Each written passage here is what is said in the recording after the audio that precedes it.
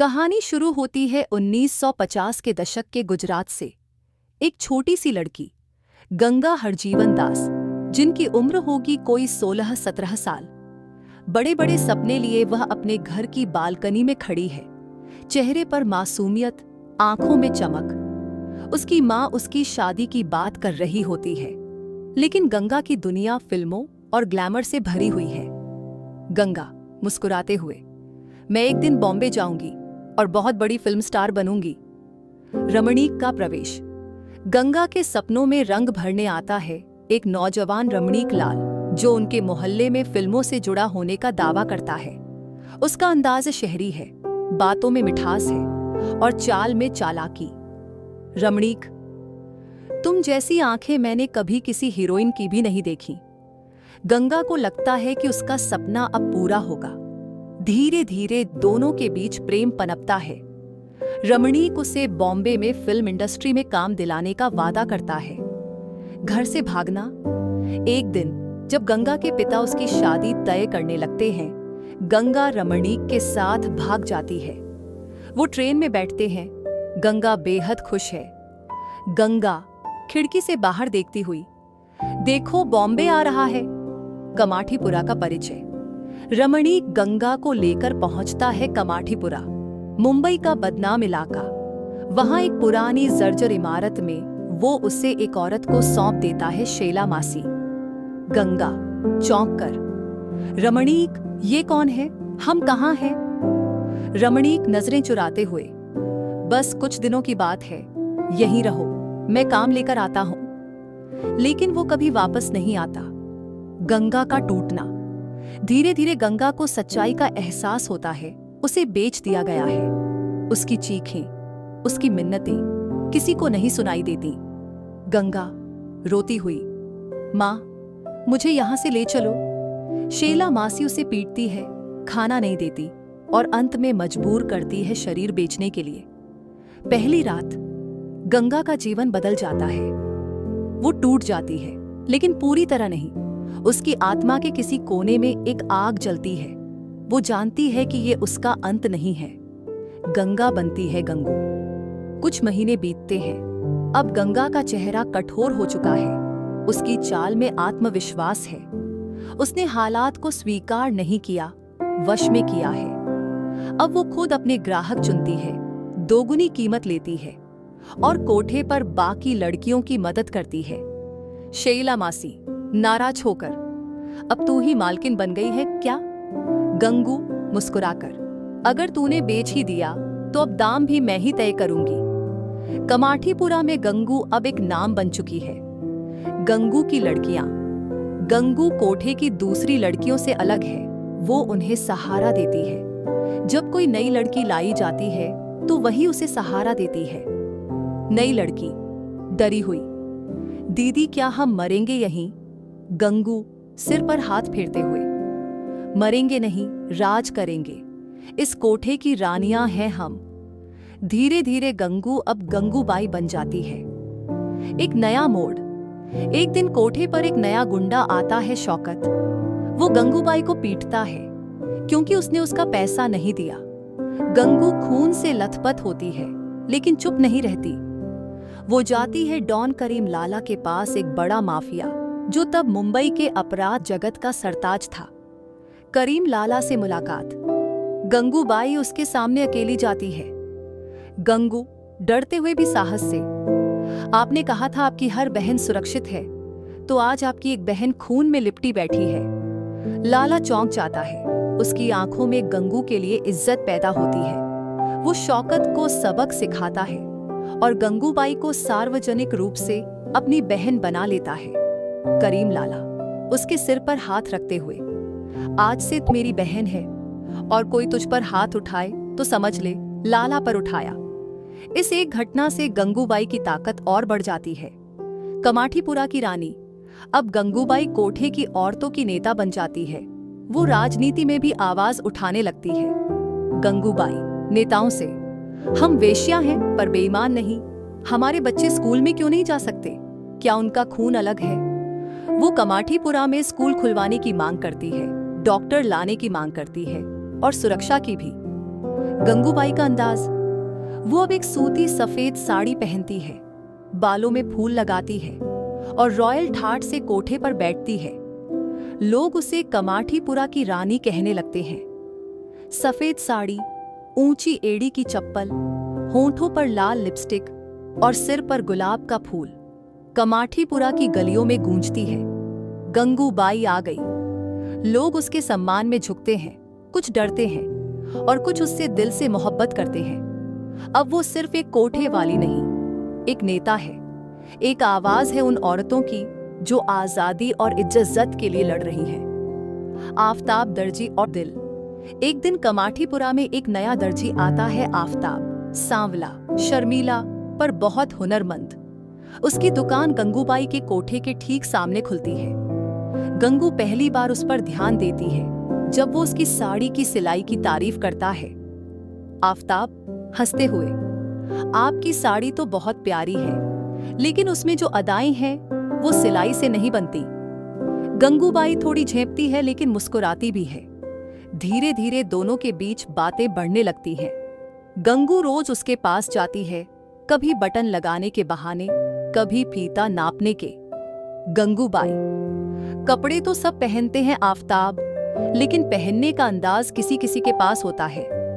आफताब शर्माते हुए, आपके पास है, बहुत है।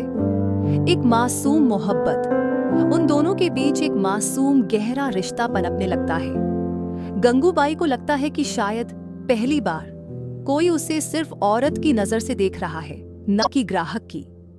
एक दिन आफताब गंगूबाई से कहता है, आफताब, मैं आपसे शादी करना चाहता हूं गंगू। गंगूबाई चुप हो जाती है, उसकी आंखें भर आती हैं। गंगूबाई धीरे से, मैं कोई आम लड़की नहीं हूं आफताब, मेरा अतीत, मेरी जिंदगी बहुत भरी है। क्या तुम उस बोझ को उठा पाओगे? आफताब, आपका अतीत नहीं देखा, पर आपकी आंखें देखी हैं, उनमें सच्चाई है। गंगूबाई उसे गले लगाती है, लेकिन अगले ही दिन उससे मिलने बंद कर देती है। वो जानती है कि ये प्यार उसकी दुनिया में जिंदा नहीं रह सकता। गंगूबाई की राजनीति में एंट्री। अब गंगूबाई की नजरें बड़ी हो चुकी हैं। वो जानती है कि कोठे की औरतों की समस्याएं सिर्फ दया या डर से हल नहीं होंगी। अब उसे राजनीति में उतरना होगा। वो कमाठीपुरा के चुनाव में खड़ी होती है, कोठे वाली बनाम समाज की ठेकेदार। विरोधी नेता हंसते हुए, वेश्या अब वोट मांगेगी, हद है। गंगूबाई जनसभा में, हाँ मैं वेश्या हूं, पर आपकी जैसी औरतों से तो अच्छी हूं, जो दिन में देवी बनती हैं और रात को हमारे दरवाजे खटखटाती हैं। लोग तालियां बजाते हैं। वो चुनाव जीतती है बहुमत से। गंगूबाई की सबसे बड़ी लड़ाई होती है कोठे की लड़कियों के बच्चों को शिक्षा दिलाने की। स्कूल के प्रिंसिपल से उसकी बातचीत। प्रिंसिपल, आपकी लड़कियां तो गंदी जगह से आती हैं, स्कूल में क्या असर पड़ेगा? गंगूबाई गुस्से में, गंदी जगह से आकर पढ़ना ज्यादा बहादुरी है, बनिस्बत साफ जगह से आकर अंधा रहना। वो कोर्ट में केस लड़ती है, सरकार से भिड़ती है, लेकिन अंततः स्कूल का गेट खुलवाती है। रजियाबाई नया दुश्मन। जब गंगूबाई का रुतबा बढ़ता है तो उसका सामना होता है रजियाबाई से, एक ट्रांसजेंडर डॉन जो कमाठीपुरा पर राज करना चाहती है। रजियाबाई गंगू से, तू बहुत बोलती है गंगू, अब तेरा मुंह बंद करूंगी। गंगूबाई, अगर मुंह बंद करना इतना आसान होता तो औरतें कब की चुप हो जाती। रजियाबाई गंगू के खिलाफ गुंडे भेजती है, उसकी लड़कियों पर हमला करवाती है, लेकिन गंगूबाई हार नहीं मानती। प्रधानमंत्री नेहरू से मुलाकात। गंगूबाई अब दिल्ली जाती है। वहां उसकी मुलाकात होती है भारत के तत्कालीन प्रधानमंत्री पंडित नेहरू से। वहां एक बेहद भावुक और प्रेरणादायक बातचीत होती है। नेहरू, आप एक कोठे वाली हैं, फिर आप देश की नीति पर क्यों बात करना चाहती हैं? गंगूबाई, क्योंकि जिस्म से बिकती हूं, आत्मा से नहीं। जिस देश में लोग हमें रात को खरीदते हैं, वहीं दिन में हमें इंसान मानने से इनकार करते हैं। आपसे इज्जत नहीं मांगती, हक मांगती हूं। नेहरू चुप हो जाते हैं, गंगूबाई को सुनते हैं, उनका सम्मान करते हैं। गंगूबाई वापस आती है कमाठीपुरा में। स्कूल खुल चुका है, लड़कियां सुरक्षित हैं। लोग उसे नेता नहीं, मां कहने लगे हैं। एक बच्ची उसके गले लगती है। बच्ची, गंगू मां, जब बड़ी होंगी तो आपके जैसी बनूंगी। गंगूबाई की आंखें भर आती हैं। वह आसमान की ओर देखती है, जैसे गंगा अब मुस्कुरा रही हो। कमाठीपुरा की रातें, गंगूबाई का राज। अब कमाठीपुरा की गलियां उसकी हुकूमत में हैं। गंगूबाई न केवल वेश्यालयों की संरक्षक बन चुकी है, बल्कि अब एक सामाजिक क्रांतिकारी भी है। वो हर उस लड़की की आवाज है जो चुप है, हर उस मां की ढाल है जो अपने बच्चे को नई जिंदगी देना चाहती है। पर जैसे जैसे उसकी ताकत बढ़ी, दुश्मनों की संख्या भी बढ़ने लगी। रजियाबाई का फिर हमला। रजियाबाई, जो पहले ही गंगू की बढ़ती ताकत से बौखलाई थी, अब खुलकर सामने आ जाती है। उसकी नजर है कमाठीपुरा के कोठों पर औरतें उसके लिए सिर्फ धंधे का हिस्सा हैं। रजियाबाई अपने गुर्गों से, अब बहुत हो गया ये गंगू का तमाशा, आग लगाओ उसके इलाके में, औरतों को खींचो हमारे इलाके में लाओ। कमाठीपुरा की गलियों में एक रात को आग लगती है, कोठों पर हमला होता है, कई लड़कियां लापता हो जाती हैं। गंगूबाई का पलटवार।